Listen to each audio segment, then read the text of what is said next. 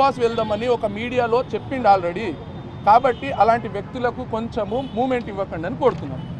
మళ్ళీ మీరు బాధపడొద్దు, మీడియా కూడా 100% మీకు సపోర్ట్ చేస్తుంది. అదే ఈ విషయంలో మీరు కొంత క్లారిటీ ఇవ్వాలన్న ఉద్దేశం అండి.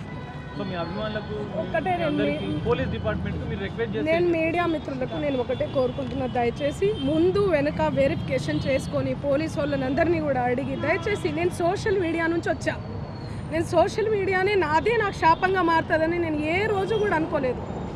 నేను ఒక ఆడపిల్లని, దయచేసి చెప్తున్నా, ఇందులో నా ఇన్వాల్వ్మెంట్ ఉంటే మళ్ళీ చెప్తున్నా, మీరు ఏం చేసినా నేను పడ్డానికి సిద్ధం, నేను ఎక్కడికైనా వస్తాను.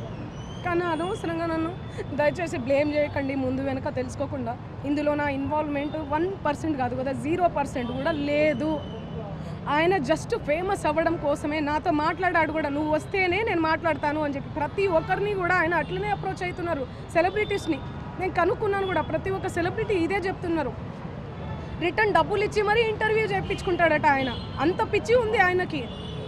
ఆయన ముందు వీడియోలు వినండి. అండ్ ఈ కేసు సిఐడిలో ఆల్రెడీ నడుస్తుంది, 1 year నుంచి నడుస్తుంది. 3 years నుంచి వాళ్ళు ఈ దందా నడిపిస్తున్నారంట. వాళ్ళందరూ కూడా బాలాజీ నాయక్, మధు నాయక్, ఇంకెవరెవరో హేమకాంత్ రెడ్డి, ఇంకోరు ఎవరెవరో ఉన్నారు. వాళ్ళంతా గొలుసు కట్టులా ఉన్నారు వాళ్ళు. నాకు అసలు తెలీదు.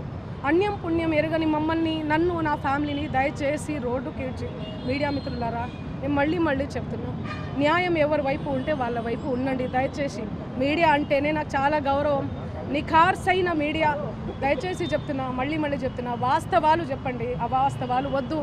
సడన్గా ఇట్లా ఏం తెలియకుండా ఎవరో వచ్చి నా మీద ఎలిగేషన్స్ వేస్తే దయచేసి మీరు పెట్టుకోకండి. ఎందుకంటే నేను ఒక ఆడబిడ్డని, గిరిజన ఆడబిడ్డని.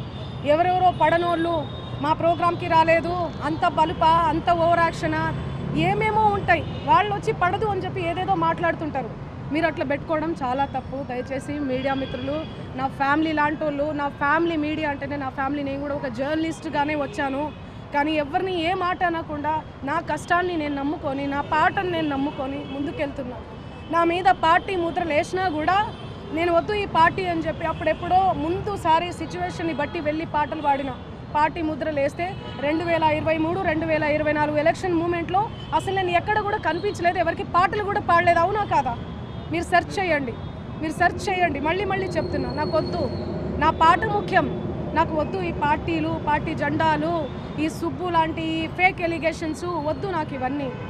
నేను ఎందుకు ఇన్వాల్వ్ అవుతాను చెప్పండి. దయచేసి చెప్తున్నా, నాకున్న క్రెడిబిలిటీతోనే ఇంతవరకు నేను వచ్చిన, ఆ క్రెడిబిలిటీతోనే ఇక్కడ దాకా కూడా నేను వచ్చిన.